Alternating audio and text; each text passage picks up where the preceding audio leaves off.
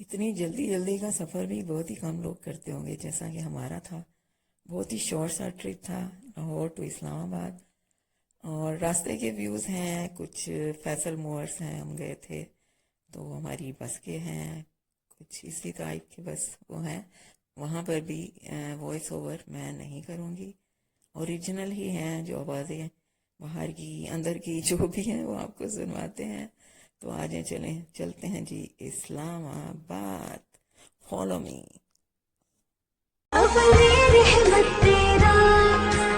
सात सौ अस्सी की दे देता है, 750 की 800 की देती है। मेरे से कि मैं पता मैंने पता किया ना, मेरे तो 1000 रुपये की रखी। दूसरा मैं कि यार मेरा तो ये अलग ही है। कैसी है वो?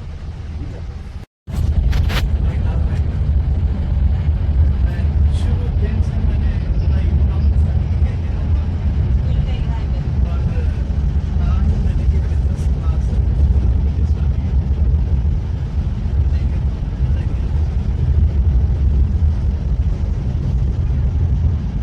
सबसे बड़ी बात तो ना, इंग्लिश में चलता हूँ ना, लड़कों में चलता रहा हूँ।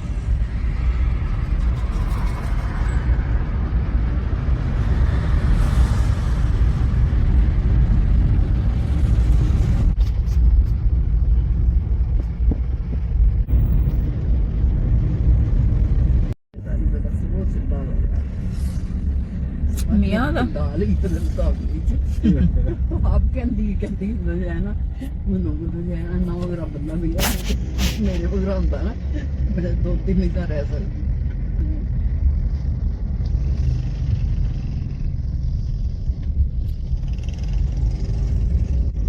ਜਰਾ ਉਧਰ ਪਿੱਛੇ ਬੈਠੇ ਨੇ ਉਹ ਬੋਲਦੇ ਨੇ ਉਧਰ ਲੁਧਿਆਣਾ ਉੱਤੇ ਬੈਠੀ ਸਾਡੀ ਉਹ ਬੋਲਦੀ ਵੀ ਹੈ ਤੇ ਹੁਣ ਚਾਹ ਨਾਲ ਉਹ ਤੋਰਿਆ ਪਰੇਸ਼ਾਨ ਹੋ ਰਿਹਾ ਪਰੇਸ਼ਾਨ ਹੋ ਰਿਹਾ ਮੈਂ ਕਿੱਦਾਂ